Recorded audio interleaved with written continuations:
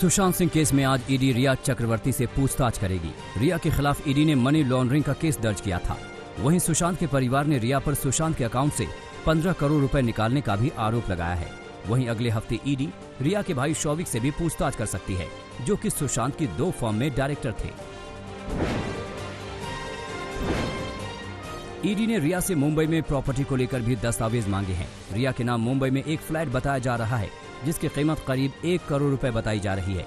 वहीं एक फ्लैट रिया के पिता के नाम है। ईडी ने ITR के जरिए रिया के 3 सालों की कमाई का ब्यौरा निकाला है, जिसके मुताबिक रिया की पिछले 3 सालों में कमाई 10 से 15 लाख के बीच रही है। ईडी ने सुशांत के हाउस मैनेजर सैमुअल मिरांडा से भी लंबी पूछताछ की। मिरांडा से ईडी ने लगातार 2 दिन सवाल जवाब किए। 4 तारीख को जहां सैमुअल से 11 घंटे पूछताछ हुई, तो वहीं कल 9 घंटे सवाल जवाब किए गए। सुशांत के परिवार ने मिरांडा पर भी पैसे के हिसाब और गड़बड़ी का आरोप लगाया था। इसके अलावा रिया के CA को भी ईडी ने पूछताछ का नोटिस भेजा था, लेकिन CA ने मुंबई में बारिश का हवाला देकर पूछताछ में न शामिल होने की मजबूरी बताई थी, जिनसे अब आगे पूछताछ हो सकती है। सुशांत सिंह राजपूत के मौत के मामले की जांच में जुटी CBI ने FIR दर्ज की है, जिसमें 7 लोगों का नाम दर्ज किया गया है। FIR में रिया चक्रवर्ती, शौविक चक्रवर्ती, इंद्रजीत चक्रवर्ती, संध्या चक्रवर्ती, सैमुअल मिरांडा, श्रुति मोदी और अन्य के नाम हैं। CBI ने IPC की धारा 306, 341, 342, 420, 406 और 506 के तहत FIR दर्ज की है। CBI ने बिहार पुलिस से भी संपर्क साधा है। बताया जा रहा है कि CBI हर पहलू से जांच करने जा रही है। वहीं CBI ने SIT टीम का गठन कर दिया है, जो कि मामले की जांच करेगी। SIT की अगुवाई संयुक्त निदेशक मनोज शशिधर करेंगे।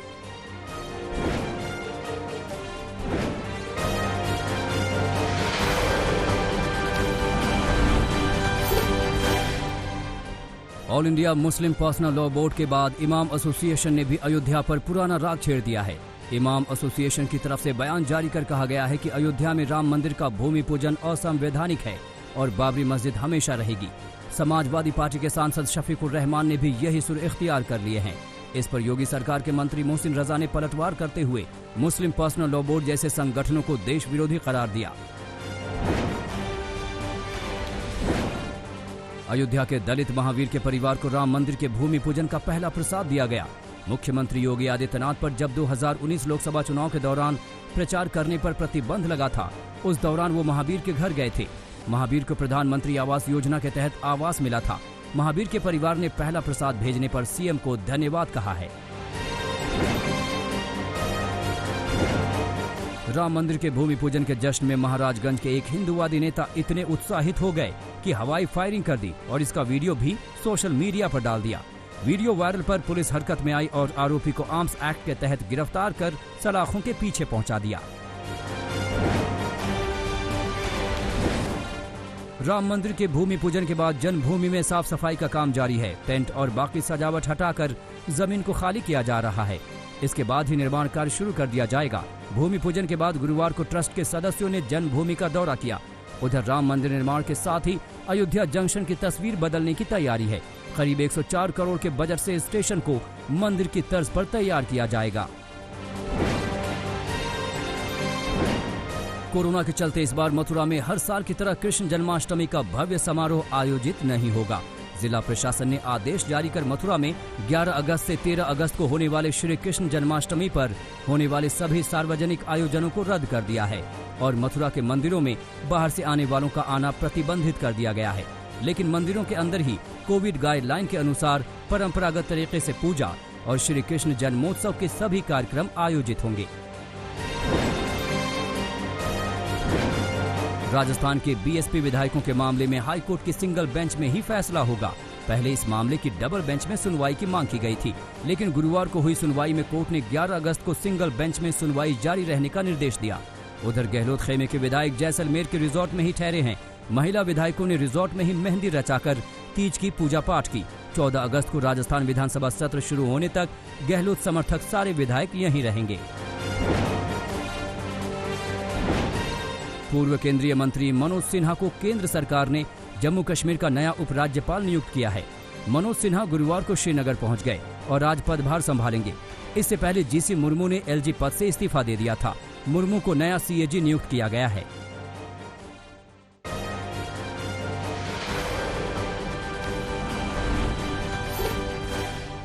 यूपी के मुख्यमंत्री योगी आदित्यनाथ आज बरेली के दौरे पर जा रहे हैं, जहां कोरोना के हालात पर अफसरों से चर्चा करेंगे। इस बीच आपको बता दें कि यूपी में कोरोना के केस लगातार बढ़ रहे हैं। बीते 24 घंटे में प्रदेश में 4,658 नए केस सामने आए हैं। इनमें सबसे ज्यादा लखनऊ में 664, कानपुर में 447 और वाराणसी में 281 नए केस बढ़े हैं। प्रदेश में अब तक कोरोना से 1,918 मरीजों की मौत हो चुकी है।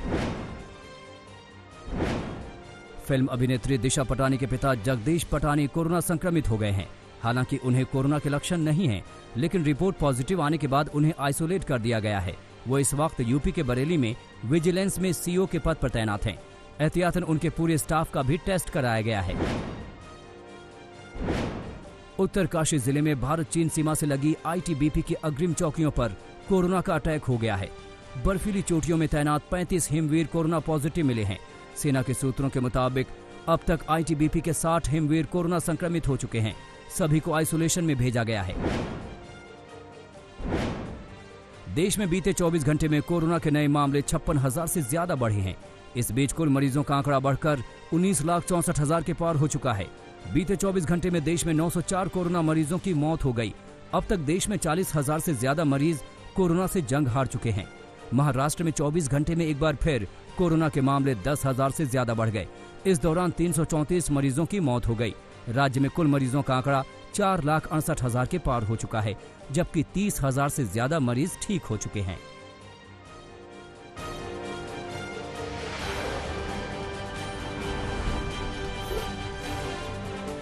महाराष्ट्र के कोल्हापुर में बाढ़ का हाई अलर्ट जारी किया गया है। पंचगंगा नदी लगातार खतरे के निशान से ऊपर बह रही है। कोल्हापुर में 23 गांव के 4,500 लोगों को सुरक्षित जगहों पर पहुंचाया गया है। तेज बारिश के चलते कोल्हापुर जिले में सभी नदियां उफान पर हैं। हल्द्वानी में भी भारी बारिश से सारे बरसाती नाले उफान पर हैं। लोग खतरा लेकर बरसाती नालों को बाइक से पार करते दिख रहे हैं। हल्द्वानी से टनकपुर नेपाल बॉर्डर को जोड़ने वाले हाईवे पर आवाजाही में भारी दिक्कत हो रही है। एर्नाकुलम के जंगलों में इतनी बारिश हुई कि बाढ़ के पानी में एक जंगली हाथी बह गया। पेरियार नदी में इस हाथी की लाश बहते लोगों ने देखी तो इसको एर्नाकुलम के पास नेरियामंगलम इलाके में निकाला गया। कर्नाटक में भी बाढ़ और बारिश कहर बरपा रही है। बेगगामी इलाके में सैकड़ों एकड़ के खेतों में पूरी तरह पानी भर गया और फसल बर्बाद हो गई। किसानों को भारी नुकसान हुआ है।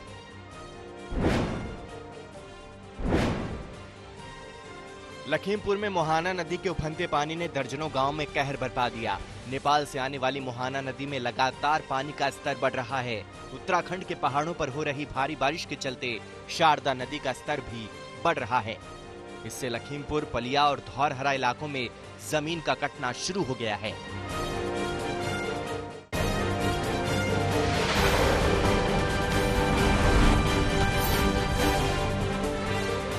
भारी बारिश की वजह से मुंबई और कोंकण इलाके में भारी नुकसान हुआ है।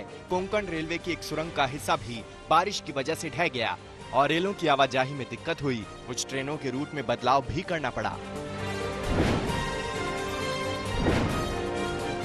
शिवपुरी में भारी बारिश के साइड इफेक्ट दिखने लगे। यहाँ लगातार 2 दिनों से बारिश हो रही है। रन्नौद इलाके में माधव सागर तालाब लबालब भर गया। हाल ये हो गया है कि यहाँ से निकलकर एक मगरमच्छ सड़क पर आ गया। सड़क पर घूमता मगरमच्छ देख लोगों के रोंगटे खड़े हो गए। केरल के वायनाड में भी बाढ़ के हालात बने हुए हैं। लगातार बारिश हो रही है और नदियां उफन रही हैं। पनमारम इलाके में सैकड़ों लोग फंसे हुए हैं। आज भी बारिश की चेतावनी दी गई है। चीन सीमा से सटे धारचूला इलाके में बारिश और लैंडस्लाइड की वजह से कई दिनों से सड़कें टूटी हैं। इन बंद सड़कों की वजह से स्थानीय लोगों के साथ साथ सेना के जवानों को भी खासी दिक्कत हो रही है। कम से कम 3 हफ्ते से पिथौरागढ़ के धारचूला में लगातार बारिश हो रही है। मुजफ्फरपुर में लगातार बाढ़ से परेशान लोग खाना पानी और दूसरी सुविधाएं नहीं मिलने से भड़क गए। नाराज लोगों ने पुलिस टीम पर हमला कर दिया। इससे पहले लोगों ने नेशनल हाईवे 28 को ठप कर दिया था। इसी जाम को खुलवाने पहुंची पुलिस को लोगों के गुस्से का शिकार होना पड़ा।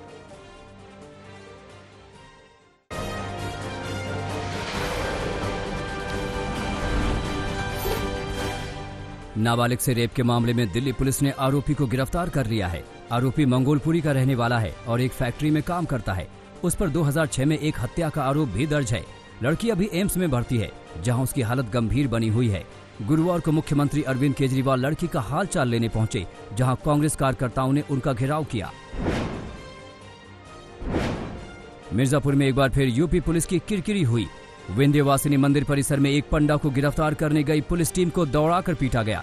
इस हमले में एक दारोगा और 3 पुलिसकर्मी घायल हुए हैं। दारोगा की हालत गंभीर बताई जा रही है, जिन्हें अस्पताल में भर्ती कराया गया है। श्रृंगारिया और पंडा के बीच विवाद के मामले में पुलिस मंदिर पहुंची थी। हरियाणा के कैथल में हॉरर किलिंग का सनसनीखेज मामला सामने आया है। जिले के कलायत उपमंडल के बड़सीकरी गांव में एक नाबालिग की हत्या कर दी गई। आनंद फानंद में घर वालों ने लड़की की चिता जला दी, लेकिन मौके पर पहुंची पुलिस ने आग बुझाकर शव को बाहर निकाला। इस मामले में पुलिस ने नाबालिग की मां, भाई और चचेरे भाई के खिलाफ हत्या का केस दर्ज किया है। राजस्थान के धौलपुर में 16 साल की एक नाबालिग ने अपनी मां के खिलाफ केस दर्ज कराया है। लड़की का आरोप है कि उसकी मां मुंबई ले जाकर देह व्यापार करने का दबाव बना रही है। गौरतलब है कि लड़की की मां मुंबई में रहती है और लॉकडाउन में घर लौटी है। पुलिस ने लड़की की शिकायत पर उसकी मां को पॉक्सो एक्ट में गिरफ्तार कर लिया है। लखनऊ के कृष्णानगर में एक होटल से युवक और युवती की लाश मिलने से सनसनी फैल गई। युवती की लाश सोफे पर मिली, जबकि युवक का शव पंखे से लटका हुआ था। पुलिस ने दरवाजा तोड़कर दोनों के शव बाहर निकाले। पुलिस ने आत्महत्या करने की आशंका जताई है, लेकिन कोई सुसाइड नोट नहीं मिला है। पुलिस और फॉरेंसिक टीम जांच में जुटी है।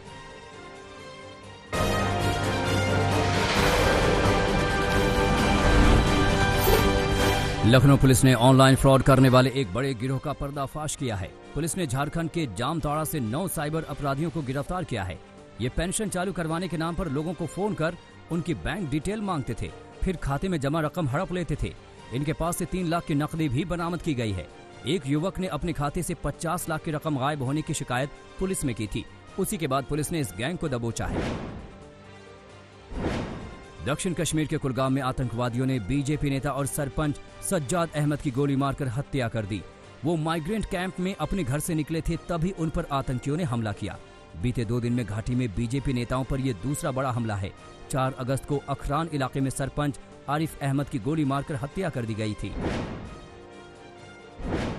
अलीगढ़ में पुलिस ने बीएसपी के पार्षद को गिरफ्तार किया है। पार्षद पर उज्जैन के महाकाल मंदिर में बेतुकी टिप्पणी करने का आरोप है। सोशल मीडिया में बीएसपी पार्षद ने उज्जैन के महाकाल मंदिर को आतंक का अड्डा बताया था। बीजेपी युवा मोर्चा ने उसके खिलाफ केस दर्ज कराया था। पुलिस ने उसे गिरफ्तार कर जेल भेज दिया है। पंजाब में अपराधियों का बोलबाला बढ़ता जा रहा है। फिरोजपुर में छत पर सो रहे युवक की धारदार हथियारों से हत्या कर दी गई। घर वालों के मुताबिक कुछ हमलावर छत पर चढ़ गए और हत्या कर फरार हो गए। युवक की 7 दिन बाद शादी थी। मेरठ के प्रतापपुर में एक महिला की दूसरी किराएदार महिला ने पीट कर हत्या कर दी। पुलिस के मुताबिक आरोपी महिला अपने घर में सेक्स रैकेट चलाती थी, जिसका विरोध मृतक और उसके पति ने किया था। हत्या की आरोपी महिला को पुलिस ने हिरासत में ले लिया है।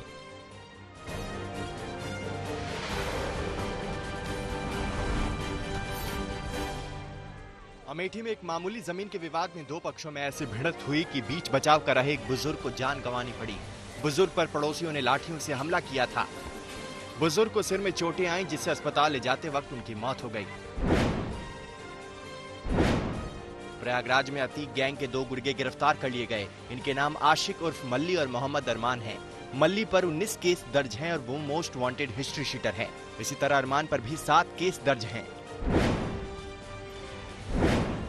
सुल्तानपुर में बच्चों के झगड़े में 2 समुदायों के बीच जोरदार भिड़ंत हो गई। 10 लोग गंभीर रूप से घायल हो गए। पुलिस ने मामले में 10 लोगों को गिरफ्तार किया है।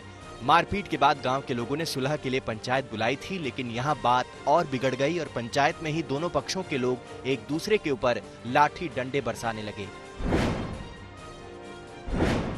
ग्रेटर नोएडा में पुलिस पूरे एक्शन में है। एक ही रात में 2 जगह एनकाउंटर हुए। जारचा और बादलपुर इलाके में एनकाउंटर में 2 बदमाशों को गोली लगी। दोनों को गिरफ्तार कर लिया गया। हालांकि एक बदमाश भाग गया।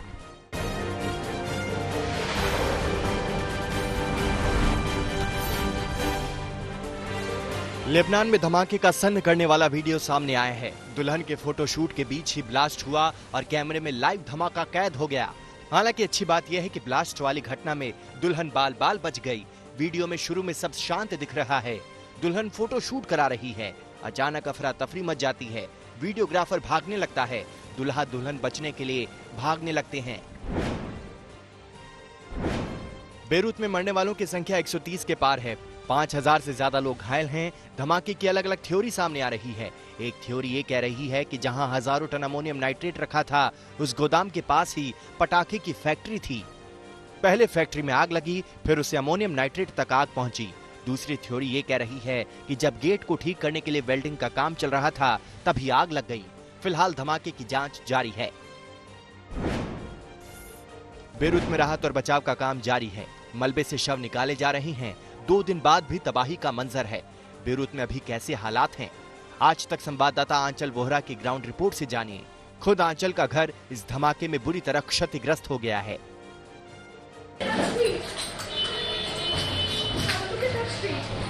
Everything in the house is gone. We've lost everything, and everyone's lost everything. It seems. We don't know how many casualties there are yet. I haven't managed to find my work permit. We've somehow managed to find our passports. Beirut की सड़कों पर अब भी अफरा तफरी है। लोग इस भयंकर त्रासदी से उबर नहीं पा रहे। राहत के काम में प्रशासन के साथ स्थानीय लोग भी लगे हैं। In West Beirut, Tabaza, Cafe Cortado, it's all gone. That's our building there. Our house on 3rd floor. Everything gone now.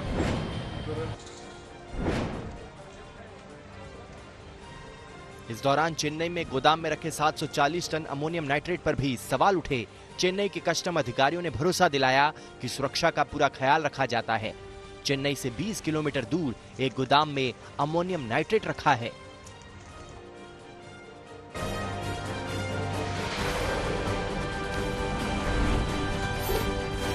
विनाशकारी धमाकों के बाद लेबनान की मदद के लिए दुनिया भर के देश आगे आए। फ्रांस ने फौरन राहत सामग्री रवाना की और घटनास्थल का जायजा लेने खुद फ्रांस के राष्ट्रपति इमानुएल मैक्रों बेरूत पहुंच गए। घटनास्थल का दौरा करने वाले मैक्रों पहले विदेशी नेता हैं। इस बीच लेबनान पहुंचे रूस के बचाव दल ने वहां फील्ड अस्पताल बनाए हैं, जहां घायलों का इलाज किया जा रहा है।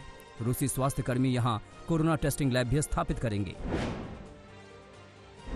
लेबनान धमाके में जान गंवाने वाले लोगों को श्रद्धांजलि देने के लिए पेरिस के आईफिल टावर को ब्लैक आउट कर दिया गया। वहीं इजराइल के शहरों में मुख्य चौराहों पर लेबनान के रंग में रोशनी की गई। बेरूत में हुए 2 धमाकों में 135 से ज्यादा लोगों की मौत हो गई और हजारों लोग घायल हैं। जैसे जैसे वक्त बीत रहा है, बेरूत से तबाही की तस्वीरें सामने आ रही हैं। पोर्ट इलाके में हुए धमाकों के बाद मंजर ड्रोन कैमरों में कैद हुआ। इस बीच एक चश्मदीद के कैमरे में कैद तस्वीर भी सामने आई, जिसमें चारों ओर पसरा मौत का सन्नाटा दिखाई दे रहा है। बेरूत में धमाके इतने जबरदस्त थे कि कई घंटों बाद एक लेबनान की राजधानी का आसमान नारंगी धुएं से ढका नजर आया। दुनिया में कोरोना का ग्राफ काफी तेजी से ऊपर की ओर चढ़ रहा है। कोरोना संक्रमितों की संख्या 1 करोड़ 90 लाख पार कर गई। वहीं इससे मारे जाने वालों का आंकड़ा 7,11,000 से ज्यादा हो गया। दुनिया के 213 देशों में कोरोना कहर ढा रहा है। अमेरिका में कोरोना मरीजों की संख्या 50 लाख के करीब है। वहीं ब्राजील में कोरोना मरीजों की संख्या 28,62,000 से ज्यादा हो गई है। ऑस्ट्रेलिया के दूसरे सबसे बड़े शहर मेलबर्न में कोरोना संक्रमण के बढ़ते मामलों को देखते हुए 6 हफ्तों के लिए टोटल लॉकडाउन लागू कर दिया गया है। मेलबर्न विक्टोरिया राज्य की राजधानी है और कोरोना का सबसे ज्यादा कहर इसी राज्य पर टूटा है। जापान के हिरोशिमा शहर पर हुए परमाणु हमले को 75 साल पूरे हो गए। इस मौके पर जापान के पीएम शिंजो आबे ने मारे गए लोगों को श्रद्धांजलि दी। हिरोशिमा की याद में होने वाले सालाना कार्यक्रम में इस साल कोरोना संकट के चलते कम लोगों को आने की अनुमति थी।